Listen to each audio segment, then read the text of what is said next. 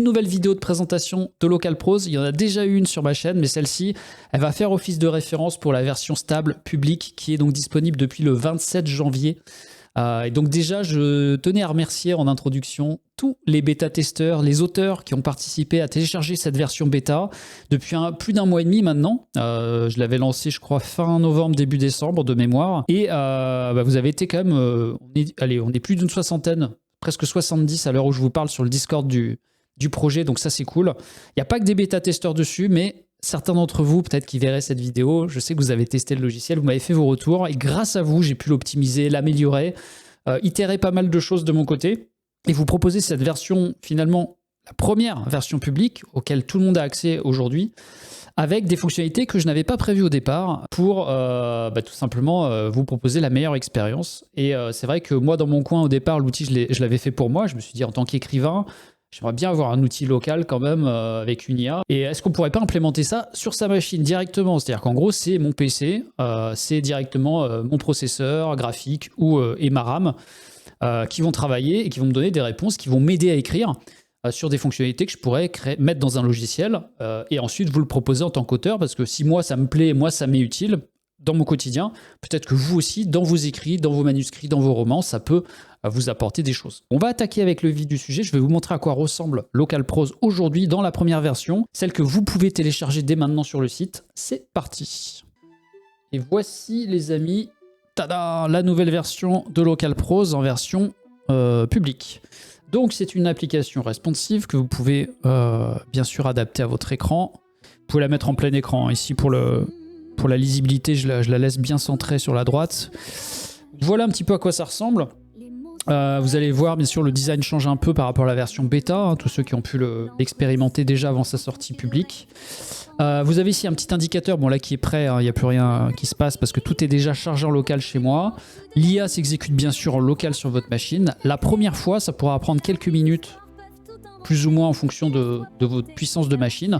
Ça va récupérer automatiquement les modèles IA utilisés dans l'application.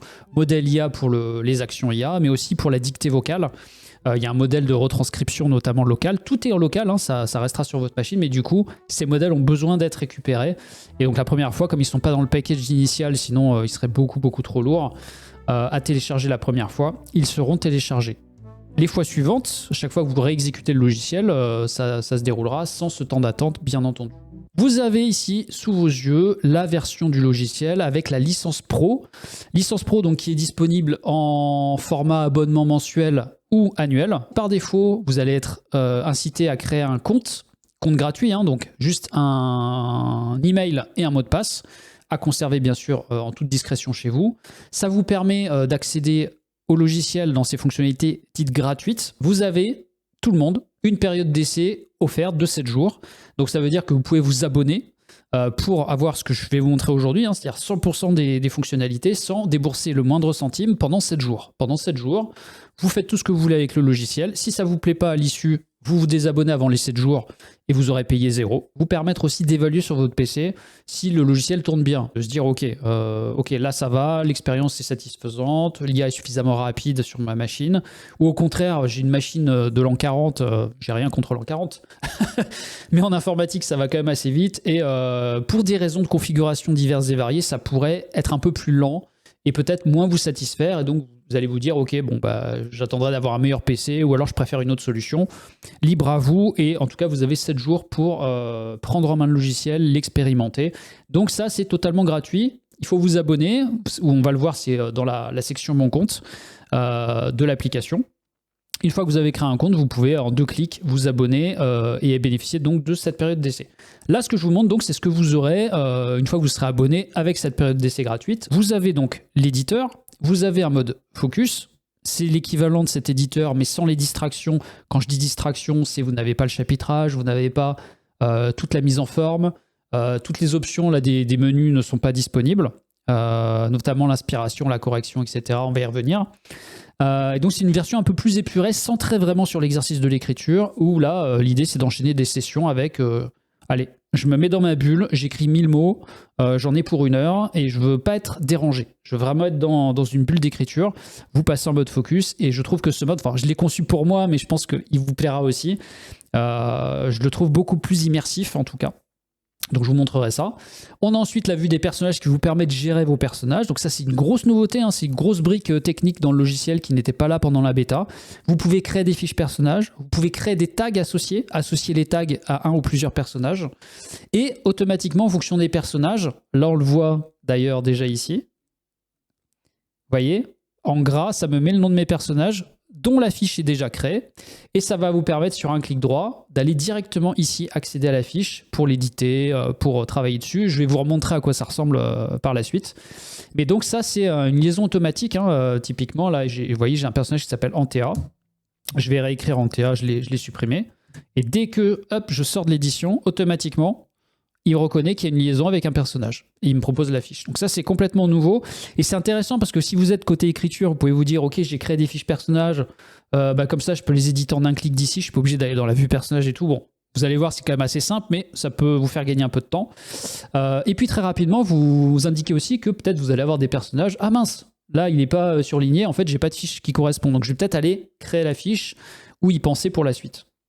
Donc ça c'est intéressant, fonctionnalité création de personnages, et vous avez une fonctionnalité analyse qui était déjà dans la bêta et qui a un petit peu changé puisqu'on arrive avec des nouvelles métriques notamment vous allez voir des métriques un peu plus techniques sur nos chapitres. Donc voilà à quoi ça ressemble l'éditeur. Vous avez ici la partie playlist, donc j'avais coupé le son, mais sinon vous avez une petite playlist qui joue en fond sonore, vous pouvez bien sûr couper. Dans les paramètres, on verra qu'on peut aussi moduler le volume en fonction de, vous voulez, voilà, tout simplement que ce soit plus agréable pour vous à l'usage, mais si vous voulez pas de son, vous mettez pas de son et tout va bien se passer. Vous pouvez changer le titre du projet qui s'affiche ici, le titre du chapitre. Vous pouvez intervertir l'ordre aussi de vos chapitres. Ici, vous voyez, il y a une petite option de drag and drop assez sympa. Vous pouvez créer des sous-titres avec un système d'encre. Donc, si je crée un sous-titre ici, par exemple, je l'appelle sous-titre. Très original, hein, un sous-titre qui s'appelle sous-titre. Vous en conviendrez. Et je vais le mettre en titre 2, par exemple, vous voyez. Et ben, automatiquement, ici à gauche, il s'est mis au niveau du plan. Et si je me balade, j'écris, j'avance dans mon chapitre, je travaille un petit peu mon texte, etc. Là, je me dis, mince, j'aimerais bien remonter dessus. Et ben, vous cliquez à gauche, tac, automatiquement, vous revenez à l'endroit où il y a un système d'ancrage, à l'endroit où votre titre a été placé. Vous pouvez ajouter autant de chapitres que vous voulez, il n'y a pas de limite. Si vous voulez en supprimer un, ah mince, je voulais pas. J'ai mis une petite alerte. Ça, c'était pas présent au départ. Et je me suis dit que c'était quand même utile. On a vite fait comme ça de miscliquer là où il fallait pas. On a des fonctions, bien sûr, IA intéressantes ici ajoutées. La dictée qui est là. J'active la dictée. Alors, ça marche aussi si vous faites CTRL-D ou POM-D sur Mac. Vous voyez, là, j'ai mes mains ici. Et là, automatiquement, il est en train d'écrire ce que je suis en train de lui dire. Donc là, je suis en train de dicter quelque chose d'extrêmement intéressant. Et l'IA, du coup, capte automatiquement et intègre à mon récit ce que je suis en train de lui raconter. Donc reformuler. Voilà, là, je lui ai demandé de reformuler. Donc là, cela fonctionne également. Alors là, déjà, en reformulant, il a déjà bien écrit les choses. Par contre, vous voyez la GMM en action. Alors, je ne sais pas ce que j'ai voulu dire ici. Je ne me rappelle plus de ce que j'ai dit. Je dis un peu n'importe quoi. Mais bon, ça correspond à rien. On va accepter ou refuser. Vous voyez, là, il y a une petite phase intermédiaire. On peut très bien refuser ce que me dit IA. Bon, ça ne m'intéresse pas. Et d'ailleurs, si je refuse, je peux très bien reformuler à nouveau, et à nouveau, et à nouveau, et à l'infini comme ça. Mais mettons, là, on va accepter. Donc, on accepte. Il vous mettra en jaune uniquement les petites zones qu'il a corrigées. Donc ça, c'est intéressant aussi d'un coup d'œil pour voir ce que l'IA a fait. Et l'inspiration, c'est pour écrire la suite. Si par exemple, ici, je prends un autre paragraphe, alors pas ce que j'ai dit là, parce que ça n'a aucun sens. Là, je lui dis, écoute, à partir de ce que j'ai écrit ici, petit contexte, inspire-moi. Voilà, le vent glacial fouetta mon visage alors que je pédalais. La ville se dissolvant en silhouette sombre. Bon, il me crée un monde. Et vous voyez, il reprend par exemple, c'est intéressant. Là, dans la sélection que je lui ai faite, j'ai un personnage moi, qui s'appelle Eliu. Alors, ne me demandez pas pourquoi il s'appelle Eliu, mais il a une fiche personnage. Et là, en fait, ce que m'a fait l'IA, c'est que vous voyez, il me l'a remis. Eliu attendrait mon rapport, un rapport qui ne serait capable. Donc, il a compris le contexte et il a réutilisé mes personnages dans la suite pour un peu plus de logique. Par exemple, on peut se dire, ok, j'accepte, mais on peut aussi refuser. Non, en fait, ça me va pas. Vas-y, tu me refais autre chose là. Tu me refais autre chose.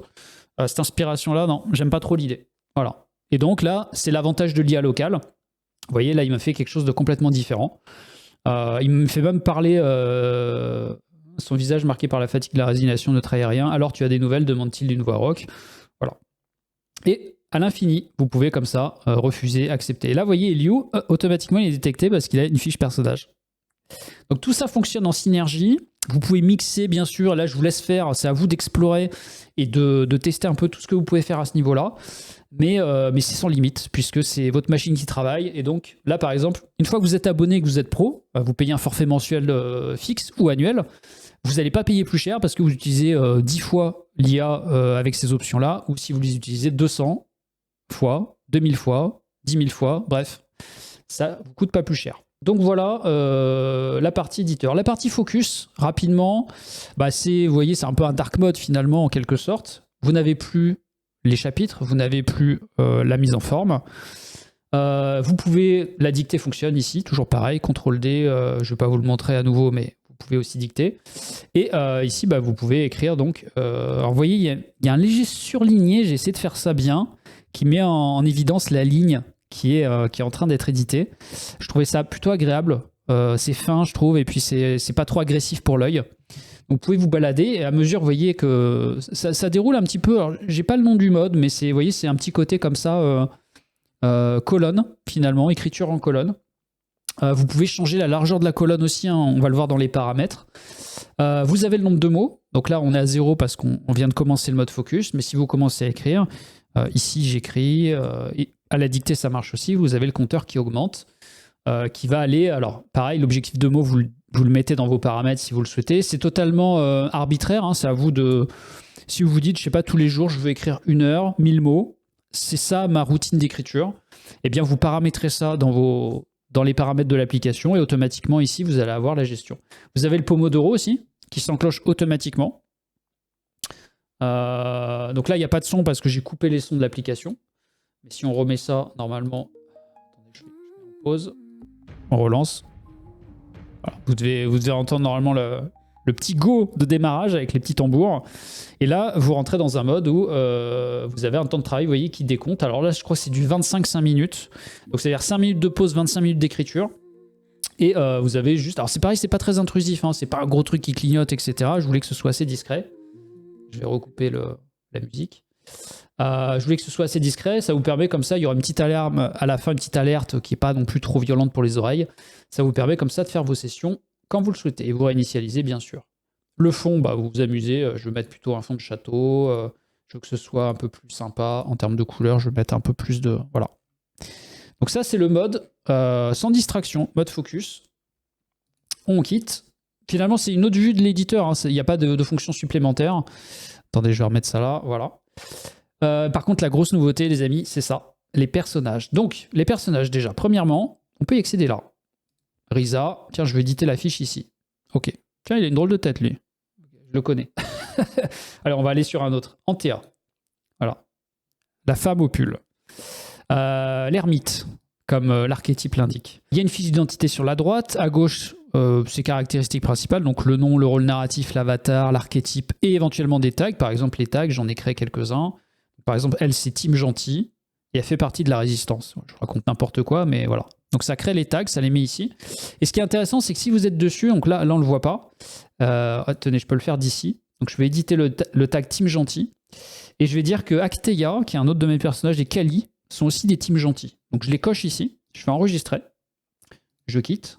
Et là, vous voyez, il y a un petit compteur qui me met 2. C'est-à-dire qu'ici, Team Gentil, on voit directement ici qu'en fait, elle partage cette équipe avec Acteia et Kali. Les 3 personnages ont été tagués. Donc vous pouvez aussi gérer les tags en dehors, on le verra dans la vue des personnages, mais vous pouvez le gérer depuis une fiche personnage que vous éditez comme ça. Et donc à droite, vous avez sa fiche. Rédactrice freelance, son âge, sa biographie. Alors, fiche d'identité en 4 volets. L'identité, corps et voix, psychologie, relations. Je vous laisserai regarder en détail. Ça vous permet de construire vos personnages comme ça. J'ai pensé aussi, alors c'est intéressant parce que je sais que certains d'entre vous qui l'ont testé en bêta font du JDR. Donc ça peut être très intéressant aussi de vous dire sans forcément écrire un roman. J'ai juste utilisé Localprose pour ces fonctionnalités des personnages, pour créer mes personnages de JDR et avec de l'IA locale, parce que là on reste en local, hein, vous allez voir compléter mes personnages. Donc là, il y a déjà des choses. J'avais déjà demandé à l'IA de créer une fiche où je l'avais écrit à la main. C'est mixé, hein, c'est-à-dire que vous pouvez bien sûr éditer ces champs-là, supprimer les choses, tout est bien sûr administrable. Ici, si vous miscliquez sur vider la fiche, ça vous dit attention, vous allez tout perdre, donc ne le faites pas si bien sûr vous voulez garder votre fiche. Et ici, le petit champ intelligent qui va toucher votre IA locale. Vous pouvez demander à l'IA des précisions. Par exemple, ici, là, qu'est-ce que j'avais en biographie? Avec une enfance solitaire, a toujours préféré la compagnie des livres et des écrans à celle des gens, a quitté son travail précédent en raison d'un environnement de travail toxique. Qu'est-ce que je peux mettre? Elle aimait beaucoup faire du vélo dans son enfance pour aller voir ses copines. Bon. Elle avait un vélo rose bonbon. Je raconte n'importe quoi. Et là, vous faites générer, compléter. Donc là, on demande à l'IA locale, ok, tu as la fiche déjà qui est créée avec des éléments. Je veux que tu rajoutes ces éléments-là. En tout cas, que tu les composes avec. Vous allez voir que l'IA ne va pas réécrire la fiche et effacer ce qu'il y avait déjà. Vous voyez, le coup de l'enfance solitaire est resté. Par contre, l'IA a peut-être ajusté des choses. Et si on suit, donc là, ça n'a pas changé, a quitté son travail précédent en raison d'un environnement de travail toxique. Elle se souvient avec nostalgie de ses promenades à vélo dans son enfance, notamment de son vélo rose bonbon, symbole d'une liberté qu'elle aspire à retrouver. Et là, l'IA a même extrapolé, vous voyez, en me proposant une cohérence biographique par rapport aux éléments que je lui ai passés. Donc là, c'est la petite nouveauté quand même, hein, l'IA locale avec le petit moteur intelligent à cet endroit-là. N'oubliez pas d'enregistrer. Et automatiquement, voilà, j'ai quitté. Si je reviens après sur la fiche, ça reprend ma fiche. Dernier petit truc sympa, je pense, au niveau des personnages, petite fonction, les avatars. Par exemple, je veux qu'elle change de tête, je vais aller sélectionner un autre avatar. Il faut savoir que vous pouvez prendre un des avatars qui existe déjà dans la liste que j'ai créé pour l'application. Je me suis fait plaisir. Alors, il n'y a pas tous les stéréotypes, hein, mais vous avez une belle panoplie qui vous permet très rapidement, comme ça, si vous ne voulez pas perdre trop de temps là-dessus, mettre une image pour retrouver votre personnage. Sinon, vous pouvez mettre un gradient par défaut. Ça va prendre juste la lettre et puis une couleur. Et vous pouvez importer, bien sûr, une image de votre PC directement ou de votre Mac. Donc, mettre les images que vous souhaitez. Ça, c'est plutôt cool. Ensuite, si vous voulez agir sur vos personnages, c'est dans la vue personnage qui est dédiée, qui est une nouvelle vue dans cette application. Donc vous avez deux façons de voir. Vous avez le plan libre et la grille. Ici, vous pouvez changer de vue. La première vue, c'est la grille. Ça organise en grille assez figée vos personnages. Et vous voyez, par exemple, je vais regrouper les teams gentils ensemble. Donc je les mets ici. Je vais les mettre en colonne parce que je trouve ça plus sympa. Hop, je les mets là. Alors là, du coup, il réorganise à chaque fois. Alors, on va faire ça comme ça. On a donc des cartes résumées. Donc là, c'est juste l'aperçu. Hein. Vous voyez, vous retrouvez l'avatar, le nom du personnage, son archétype, je ne sais même pas s'il y a... Non, c'est juste l'archétype et la définition, l'étiquette. Et vous avez comme ça les petits tags en plus. Donc ça, c'est la vue assez figée. Responsive, hein, bien sûr. Donc c'est-à-dire que si vous changez, vous voyez, la taille de l'application, automatiquement, ça s'adapte pour une lisibilité toujours optimale. En tout cas, je l'ai pensé comme ça. Et si vous allez sur le mode plan libre, là, l'avantage, c'est que vous pouvez zoomer, dézoomer. Et vous pouvez, vous voyez, c'est un plan comme ça un peu plus libre. Vous avez une vue un peu plus large. Et vous pouvez surtout, petite nouveauté, les placer comme vous le souhaitez. Donc si par exemple, je me dis la vue grille, elle est un peu trop stricte. Alors ça reste des cartes, hein, bien sûr, les amis. On peut se dire, voilà, très rapidement, je veux faire des groupements comme ça. Là, il y a les méchants. Je me mets dans les méchants, bien sûr, hein, les amis. Vous avez compris. Tommy, il est avec Joaquin. D'ailleurs, dans l'histoire, ils sont toujours tous les deux là. Voilà. Et donc, ce qu'il faut savoir, c'est que si vous sauvegardez votre projet, vous allez le réouvrir et ça va garder cette composition. Donc, vous pouvez comme ça organiser vos fiches comme vous le souhaitez. Ici, vous avez quelques options de zoom avant, zoom arrière. Bon, on l'a vu avec la molette de la souris, ça marche très bien. Hein. Mais vous pouvez aussi réorganiser en grille. Automatiquement, ça revient sur la position de grille de départ que vous pouvez ensuite remettre. Et vous pouvez ici aussi, donc peu importe, mais dans les deux modes, vous pouvez gérer les tags. C'est à partir d'ici. Alors, vous pouvez le faire à partir de la fiche, je vous l'ai montré tout à l'heure. Vous pouvez aussi directement gérer les tags. Par exemple, Team Gentil, Acteia, il est plus gentil en fait. Donc, vous pouvez aussi créer des tags, bien entendu. Ici, créer un nouveau tag. Hop, voilà, Acteia est plus gentil. C'est fini. Petite fonction intéressante ici, détecter dans les chapitres. C'est-à-dire que la première fois, vous n'allez pas avoir bien sûr ces personnages. Si vous faites un import d'un de vos romans, que ce soit au format doc, format texte, ou un JSON, parce que c'est un autre format local prose, peut-être que vous aviez déjà sur votre PC, vous faites détecter dans les chapitres, automatiquement, l'IA va scanner vos chapitres, va identifier les entités, donc les personnages potentiellement.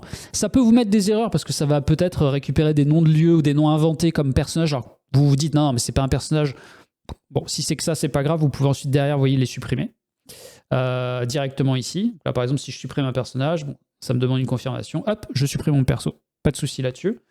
Mais par contre, très rapidement, ça vous permet de faire un scan de vos documents en trouvant toutes les entités à l'intérieur et donc les personnages. Ça crée toutes les fiches, ça ne les remplit pas sur les fiches d'identité, le détail, etc. Mais ça permet très rapidement, je vous invite à faire ça au début, si vous importez un de vos fichiers.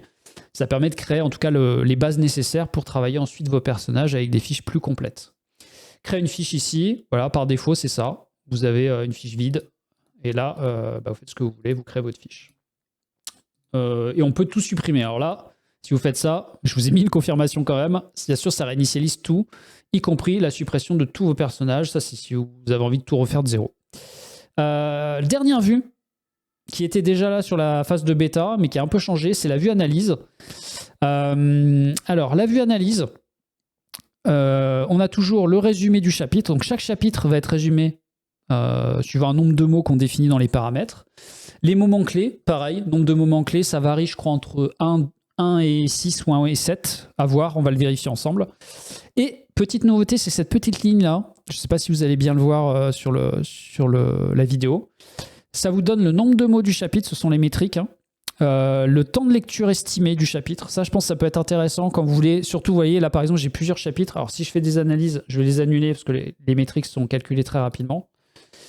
Vous voyez, par exemple, entre mes 3 chapitres, là, je vois que Crépuscule, il fait 19 minutes de lecture, alors que les 2 autres font que 7 minutes. Donc, si j'ai envie, par exemple, moi, en tant qu'écrivain, de me dire j'ai envie que mes 3 romans soient équilibrés et tendre à peu près vers du 15-20 minutes par chapitre, ce qui n'est pas énorme en réalité quand on lit un roman, et peut-être qu'il va falloir que je développe un peu plus la vague et sauf qui peut, donc mes 2 autres chapitres.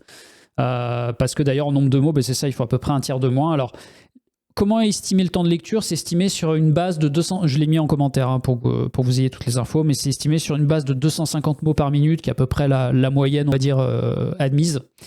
Bien sûr, il y a des gens qui lisent plus ou moins vite, mais c'est surtout que c'est la même base pour chacun de vos chapitres. Donc, à la limite, peu importe finalement la précision de ce critère, ça vous permet quand même, en plus du nombre de mots, de voir quels sont les écarts entre certains de vos chapitres qui sont plus ou moins gonflés ou à dégonfler en fonction de vos travaux. Le dialogue, le pourcentage de dialogue par rapport à la narration, automatiquement en fait est détecté dans vos chapitres les phases de dialogue, donc avec des quadratins, avec des guillemets, etc.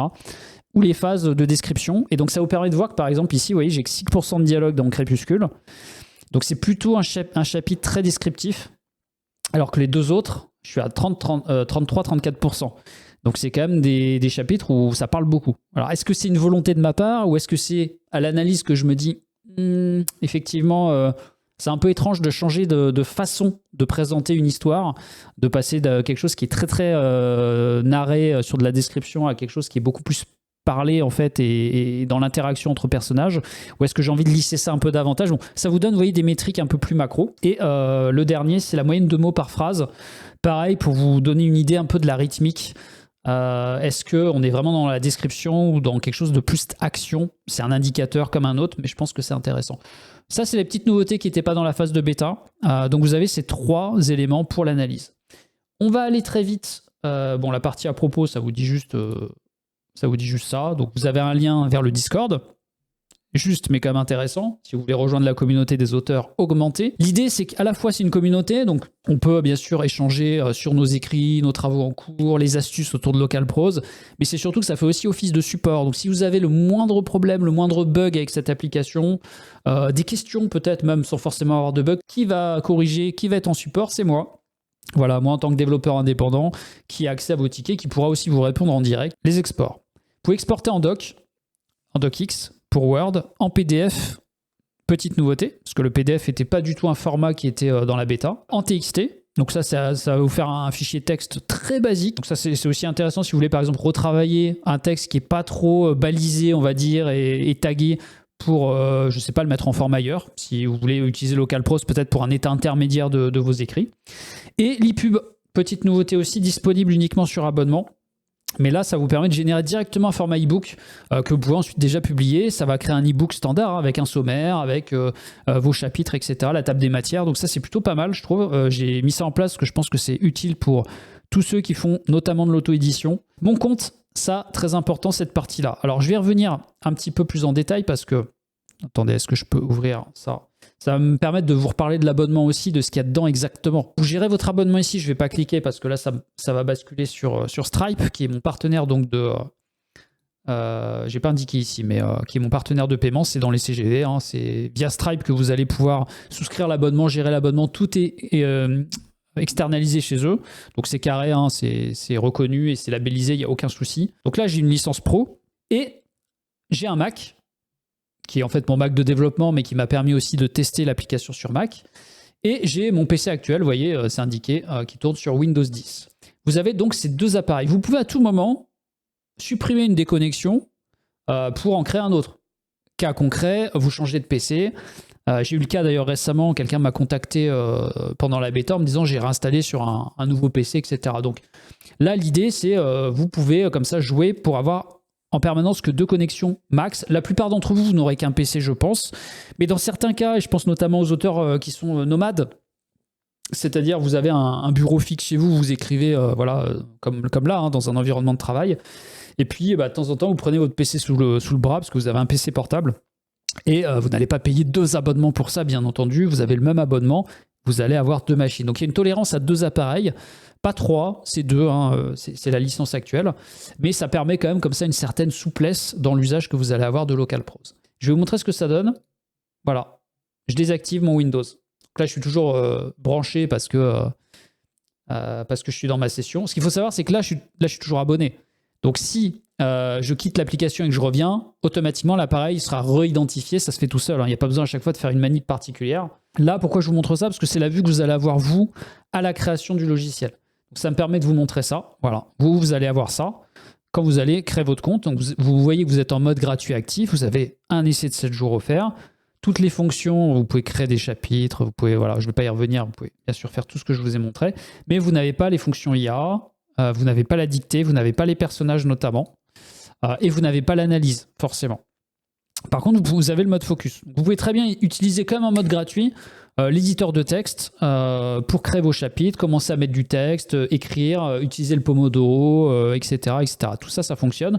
Les fonctions, par contre, avancées, bien sûr, sont débloquables uniquement sur abonnement. Voilà à quoi ressemble l'offre. L'offre commerciale. Donc, vous avez tout simplement mensuellement 9,90 €, c'est le tarif mensuel.